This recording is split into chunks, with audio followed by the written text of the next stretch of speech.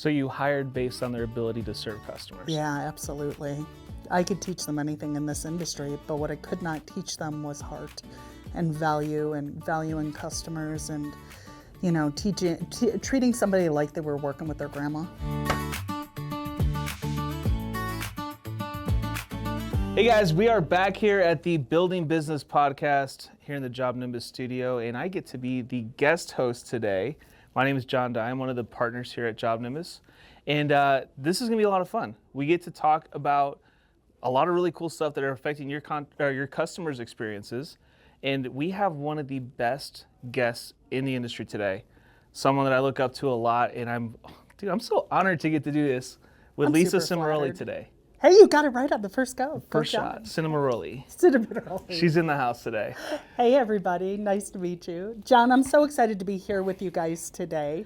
I'm excited because this is a whole new experience for me. I'm at the JobNimbus studio with you, and this is the only one I get to do today, so I'm excited that it's you. Heck yeah. One of my favorite people in the industry. Lisa has an amazing background. She has had an amazing career. You've done so much cool stuff, and we've talked about all that stuff offline, and I'm sure if you guys want to get to know her, you need to, because this is literally one of the smartest people that I've ever met in my life. What you've done so far has been incredible, and now you're going out doing some cool stuff.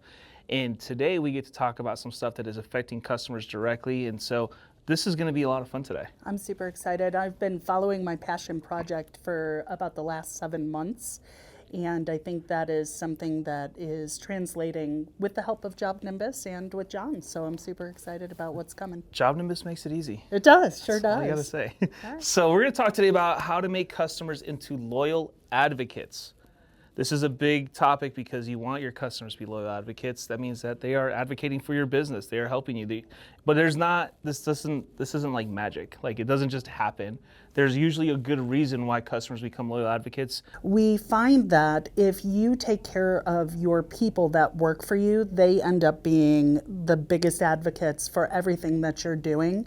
We just happen to be lucky enough to have some really amazing back-end systems that help support our people to be the voice of me when I'm not available. That's awesome. Yeah, and JobNimbus has been a big part of that and our growth structure. And we've been with JobNimbus since 2014. I was project manager for another company and was with JobNimbus. So when I opened up my own company in 2021, there was a no-brainer as to what I was going to use and why. Well, and all that leads to, when you're using these processes and these systems, is to a customer experience. And let's just talk real quick, like candidly here, like what is the normal average customer experience look like in the roofing, whether it be insurance, retail, whatever world? Oh, the average customer experience is usually pretty poor.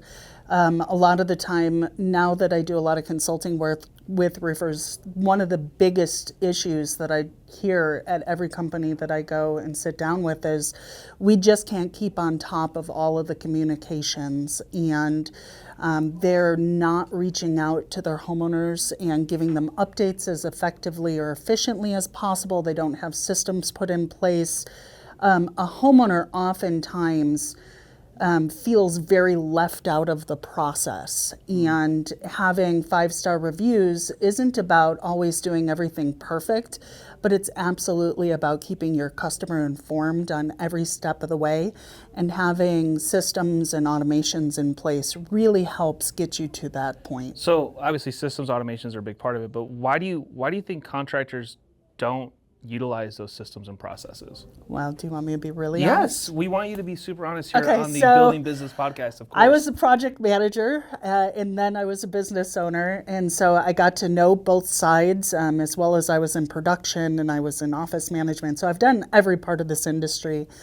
And one of the biggest issues that we find is most people don't reach out because they don't know what to say next, or something went wrong, and instead of addressing the issue right away or coming up with a plan, we all know that punch lists exist. So instead of you making it a big deal, it's only weird if you make it weird, right? So if you send out a punch list at the end of every job and have your homeowner fill out a survey or a punch list, you're already eliminating most of your customer service issues in case somebody didn't have the right conversation, or maybe they had a conversation with the wrong spouse, which happens often, or they didn't realize something was broken or was out of place until after you already left the job.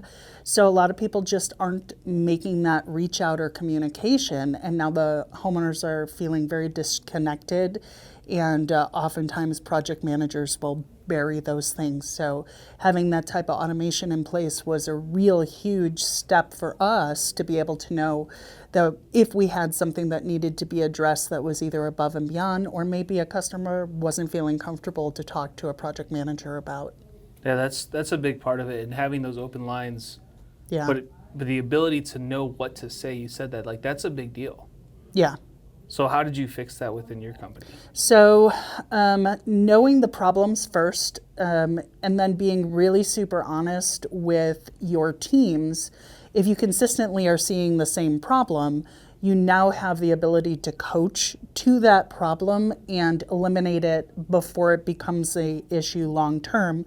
But if you walk around with a set of horse blinders on 90% of the time, and you're just assuming you're doing a really great job, and sure, they gave you 5 stars, but then for some reason there was some sort of a disconnect, that reach out just on its own was the ability for the customer to have an open and honest line of communication directly with my management staff, because they would be the ones that read everything. And it allowed us to have just this quick customer service touch base.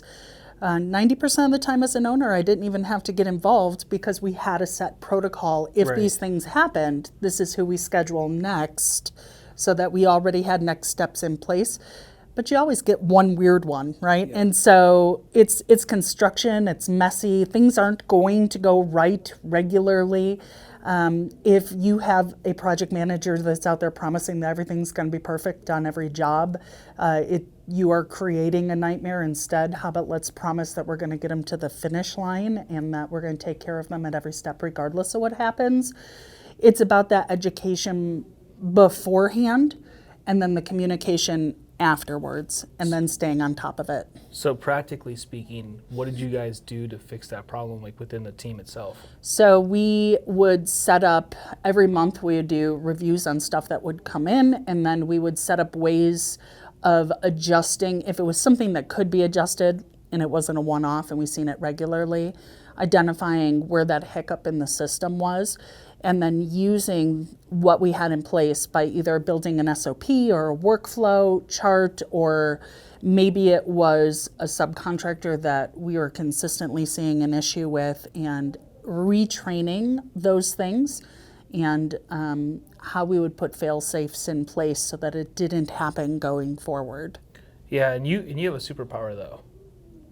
And I was telling someone about this yesterday. Okay. But I literally watched Matt one time freehand draw an SOP, like Oh, an yeah. entire process on a sheet of paper, Yeah. and it would look like something I could do on Lucid Chart or something, but he did it literally by hand and drew it all out, and it was like, this is what it needs to be. And I'm like, that's brilliant. Yeah, those of you that don't know, the original roof writer is Matt Shostak, my other half, who comes from a background in nuclear engineering for the United States Navy, and he would write SOPs all the time.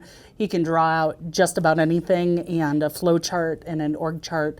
And it's his passion and something that he's really good at identifying, how to make a system go from point A to point B to point C consistently without having, 12 additional steps. It's eliminating the darlings in your story. If you're a writer, you'll know what that means.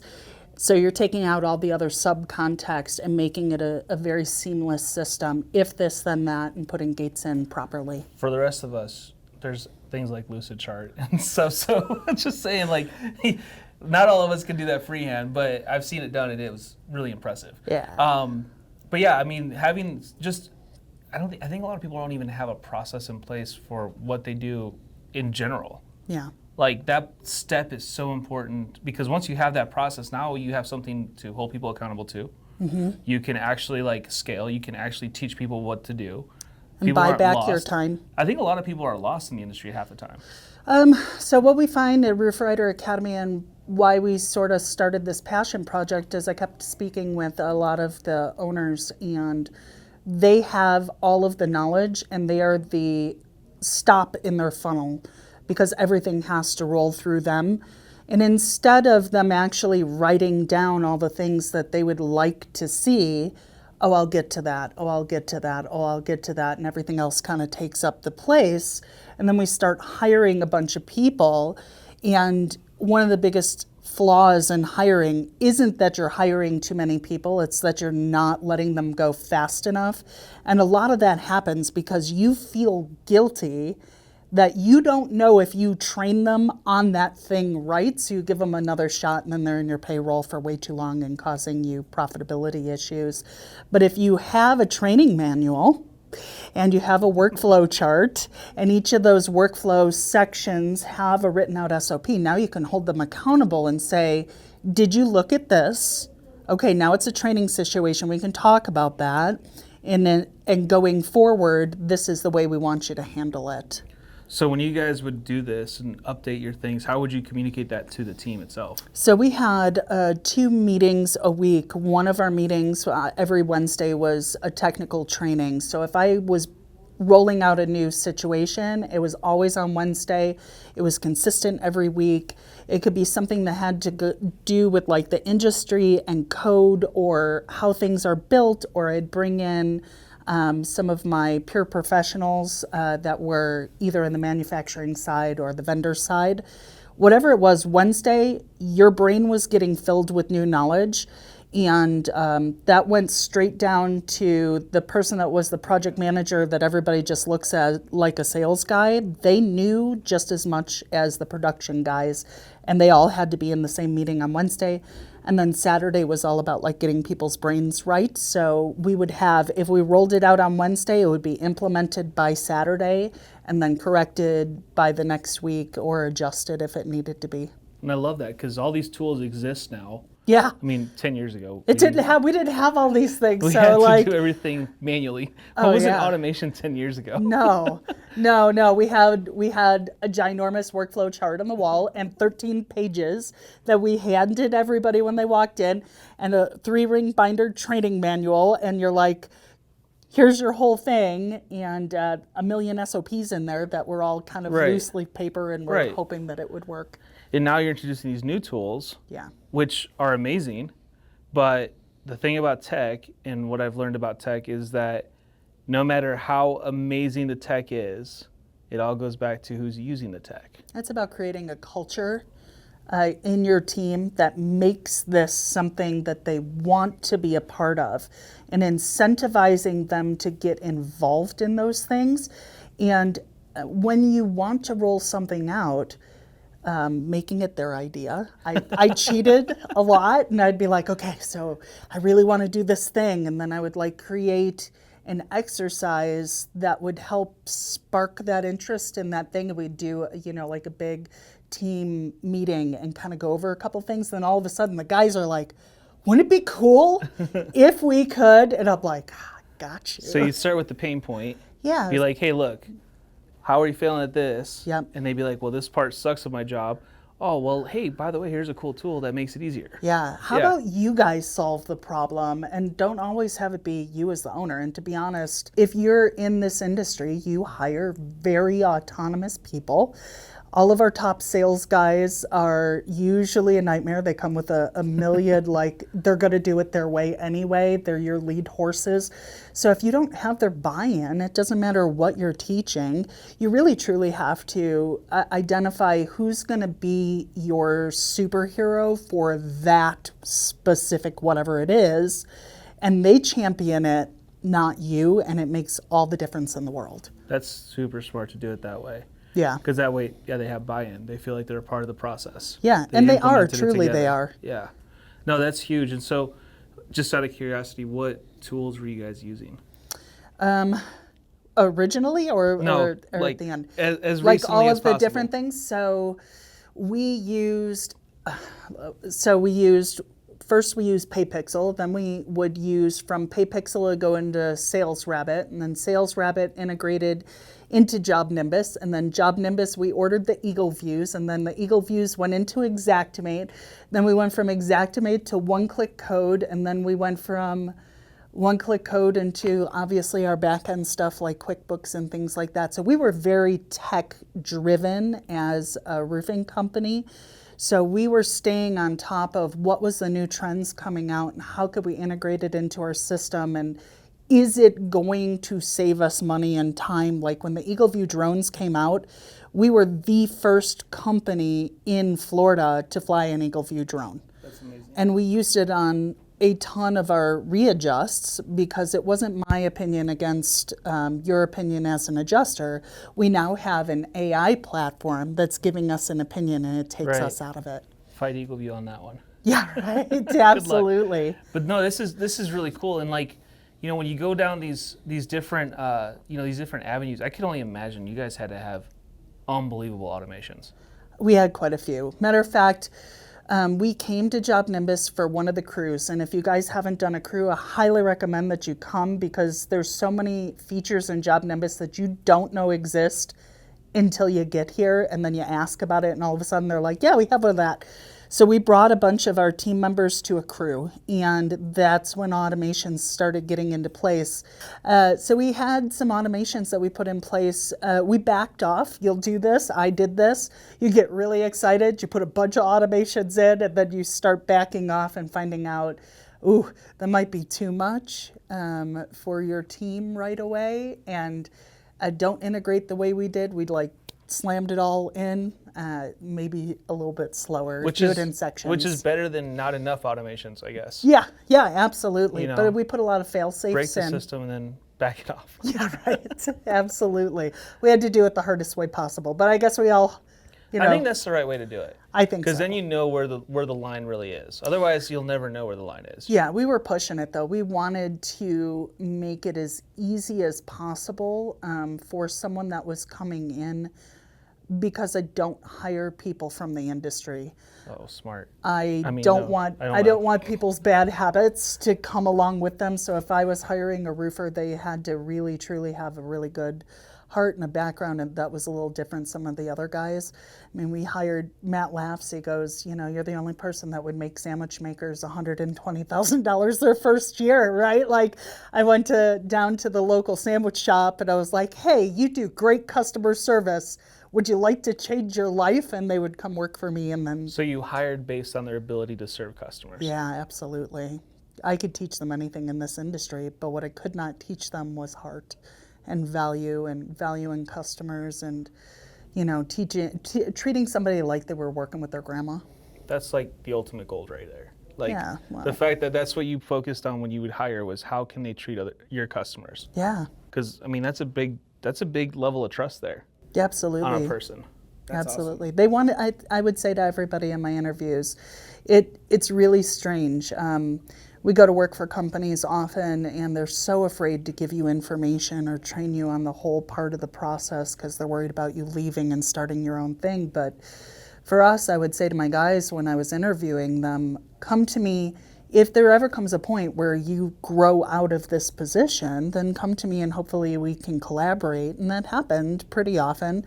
When the guys were with me for long periods of time, they would make a lot of money, they would store it up, and then they'd go do what made them happy. And we still had this really awesome friendship. But at the same time, it gave me the freedom to give them all the knowledge because, I mean, realistically, if somebody's going to leave you, they're going to leave you either way. Yeah, that's true. Man, so much experience. We learned the hard way. Well, before I was in roofing, I was in the corporate world, and I got to spend a lot of time doing recruiting and hiring I had like 1,500 employees under me at one point that I did all the recruiting and hiring and training for like 30 locations. And this is a gritty industry, and not everybody's going to be the right fit. And if you're a really good leader, it's your job to be a chameleon for your people, not them to fit into your culture. So you got to create a culture that allows everybody to be part of it. We were very much about giving and allowing people to have their own identity so that we could reach a much wider audience. Dude, so much gold here. And you, like, this is real stuff. Like, this is the real deal. Like, this is Yeah. how you build a business. Yeah, There's no easy route. I mean, we try to make it as easy as possible. JobNimbus tries to make it as easy as possible. And you have all these tools and these awesome things that you can do. But at the end of the day, it comes down to execution, and you learn the hard way. There's no other way to learn. Yeah. I mean, that's the reality. Do every part of your job. Don't ask somebody to do something that you haven't done or wouldn't do. I would laugh and say my job is to take out the trash every day. And, you know, if I walked into somebody's office and they were really busy and having a hard time, I literally would walk around, pick up the trash, and they're like, "You're the owner. Why are you doing this?" And I'm like, because servant leadership is very real. And if you find yourself above all your people are never going to follow you. That's a great tip right there. Yeah. Lisa, where do people find you? Because you guys got to connect absolutely. with her. Like, this is no joke. Reach out. I'm on Facebook at Lisa Cimaroli on Facebook. I also run a Facebook group called Together We Go Further. It addresses insurance issues every single week. It also gives you some insight on how to be a better leader and manager. This morning we had some posts about how to be a good leader in times of stress, and it's non-political, but it definitely is going to help people out in everything that's going on right now. You can also find me at roofwriteracademy.com and email me at roofwriteracademy@gmail.com. That's awesome. Guys, go connect with Lisa. I highly recommend that you guys follow her stuff. She's always posting great things. And make sure to subscribe to the Building Business podcast, because it is an incredible resource for your business and can give you a lot of insights, and there's going to be a lot more episodes. This has been fun. Thank you, guys.